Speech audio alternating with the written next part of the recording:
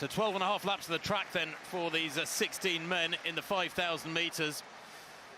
And it's a strong field, and there has been talk of a world record attempt in this. When I was working earlier on and breaking down the world record from 2004 of Kenenisa Bekele, I thought, nah, nobody's going to do that. But who knows? Jimmy Gressier, well, he's best known perhaps for some of his antics as a cross-country runner. Twice a European junior champion, and he celebrated and then fell flat in his face a couple of years back at a very muddy circuit. And Kripa, he's a well-known athlete too. Bran Kripa, European Championship bronze medalist over 10,000 meters. He's certainly not lacking in strength, the 23-year-old. Holds the Italian record. I mean, you think they've had people like Alberto Cova. That is saying something. And there is the man, Joshua Cheptegei, the reigning world champion at 10,000 meters. Fabulously strong.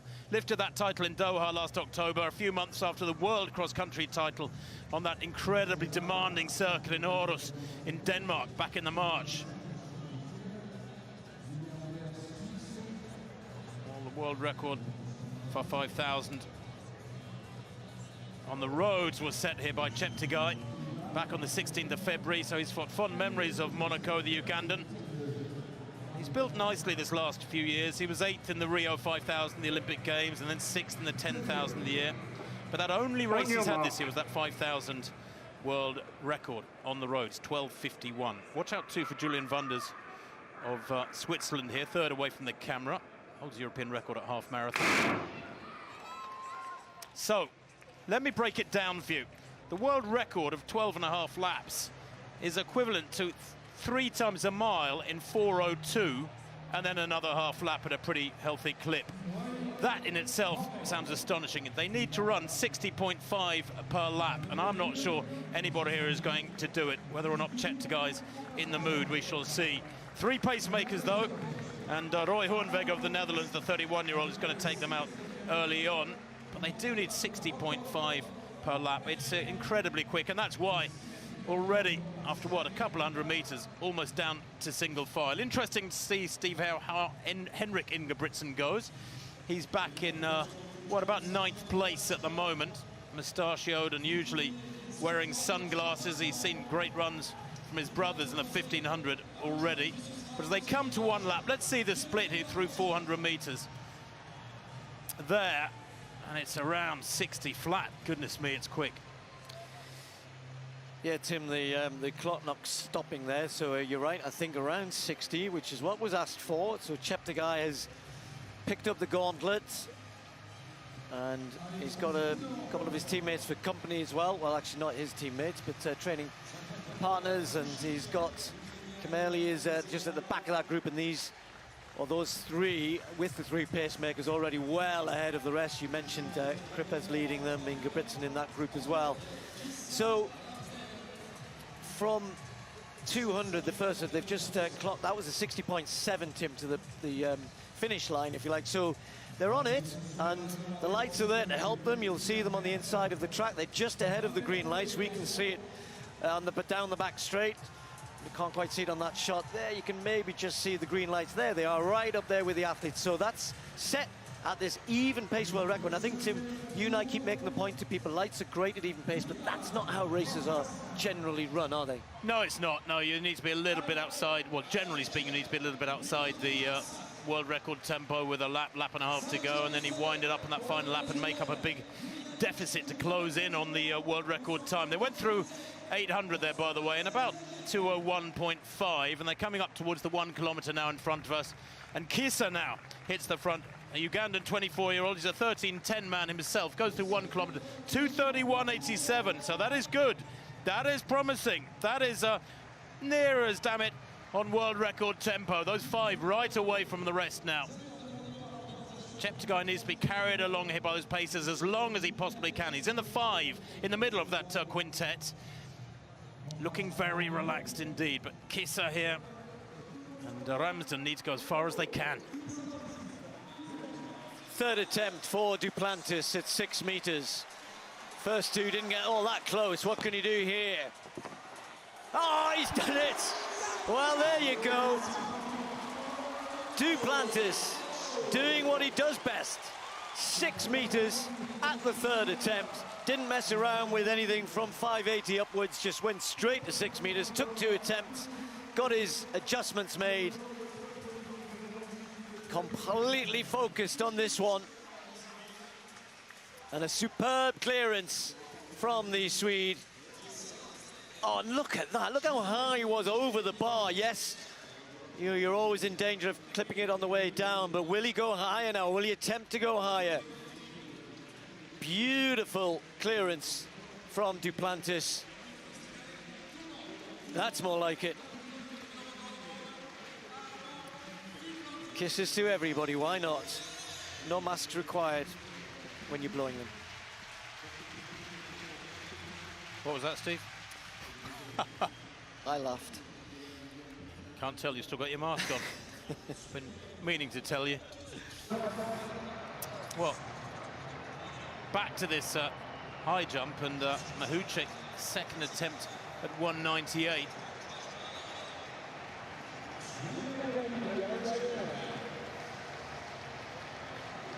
Cleared the previous height first time and goes clear.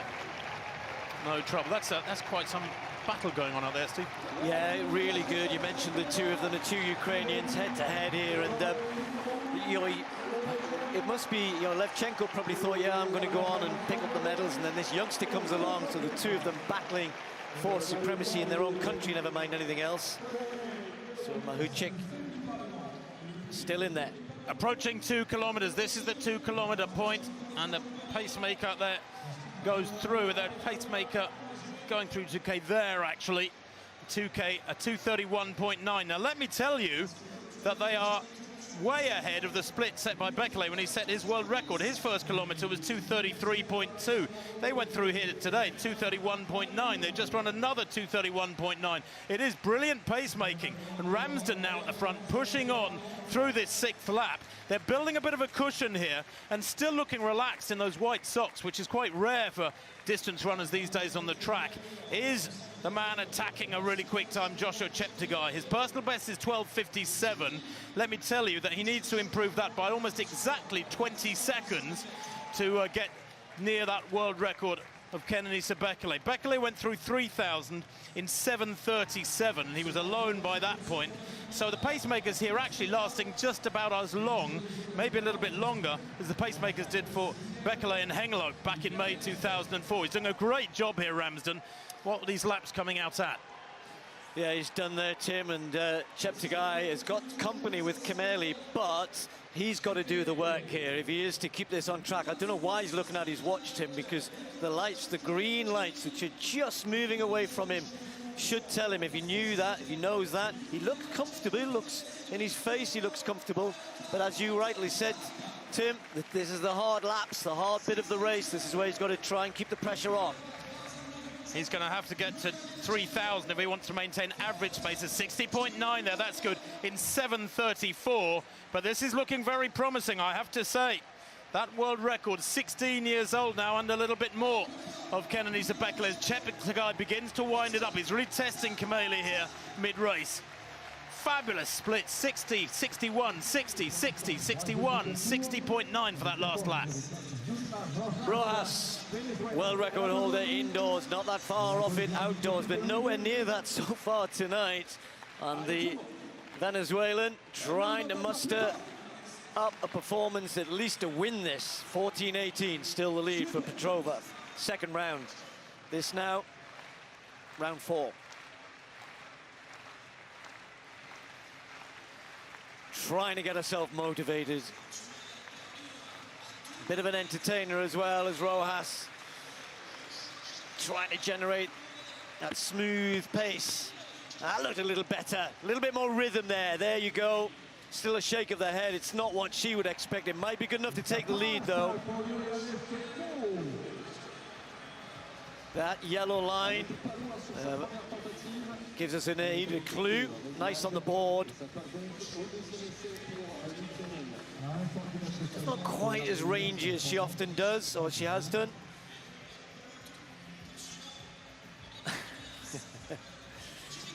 Well, you don't need to be a sign reader to see that she perhaps isn't too happy with herself there, but it's good enough to take the lead. 14:27 for Rojas in round 4. Season's best.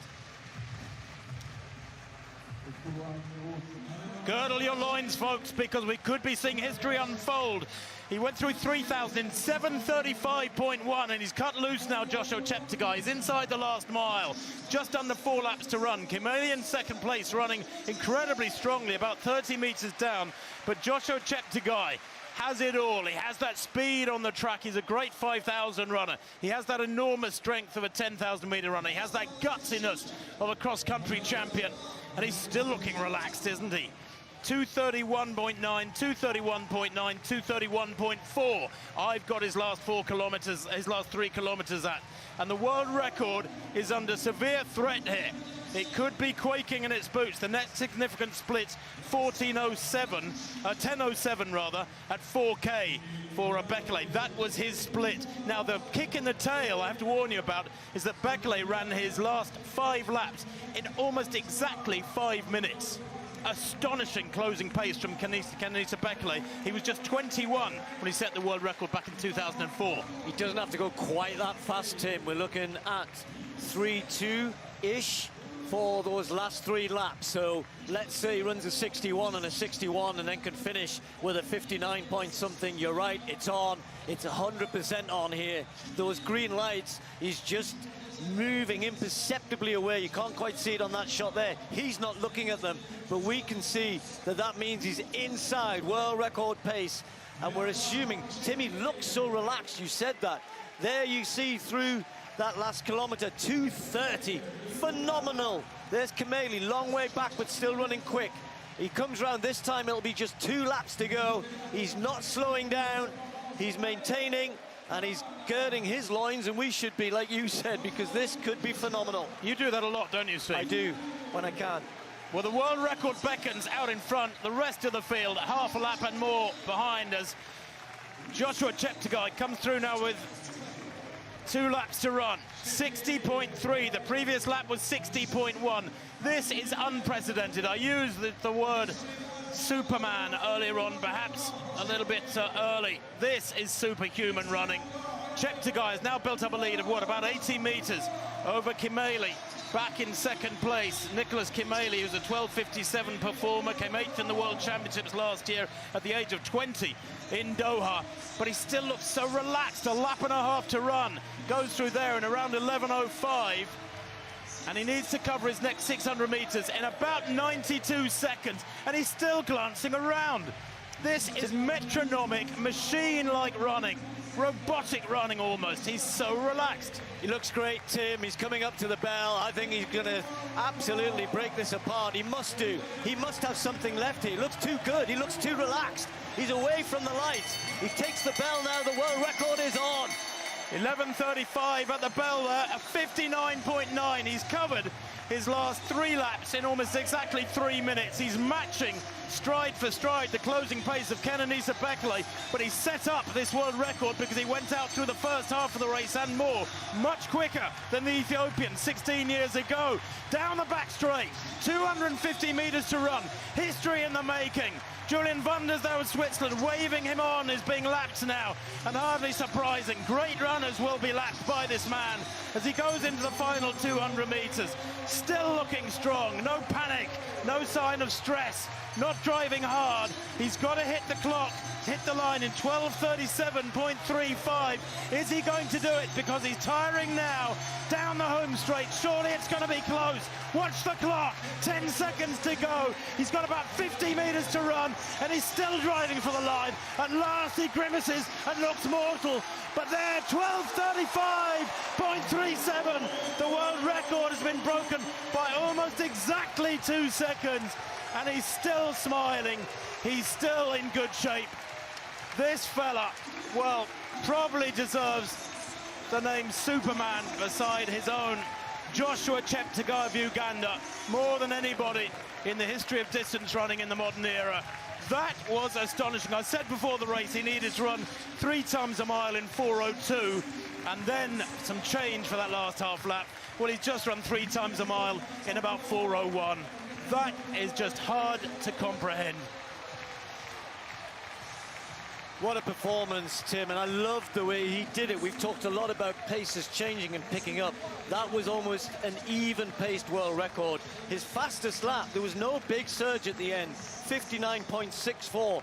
Most of the other laps were within a second or so of that. 60.7, 60.6, 60.4, a couple of 61s in there, just lap after lap after lap. And then he set himself up. He was tired at the end. He has every right to be tired. What a run, a world record on a night of nights here. And Cheptegei said he was going to do it, and he has. And you've got to really admire him for doing that. When people announce they're going to run fast and then come and do it, hats off to him. 12:51 for Bekele, a massive personal best in second place. But that is the story of the night. Surely the story of this bizarre athletic summer of 2020. He went through 3,000 in 7:35, began to ease away from a brave Bekele there. But Nicholas Bekele of Kenya couldn't hold him back over those final laps. And coming home, as you said, Steve, 59.64, just adding together his last 4 laps. He ran them about one stride outside 4 minutes. And his last 5 laps, in fact, almost identical against the clock to those of Kenenisa Bekele, but he built up that big cushion early on, and that was the key to it. He was aggressive, didn't rely upon his closing speed. He ran metronomically, very even pace throughout. Fabulous stuff. And the other thing I love about him, he remembered to stop his watch as he crossed the line, just in case something went wrong with electronic timing. Oh, don't get me started on that. Marathon runners holding their hands up in front of their face as they break the tape because they want to stop their own watch. Oh, yeah, you're entitled to look in pain but smile. It's a wonderful, rich pain that you can be proud of. 12:35.36. I didn't think I'd see that world record of Kenenisa Bekele broken for many a year yet.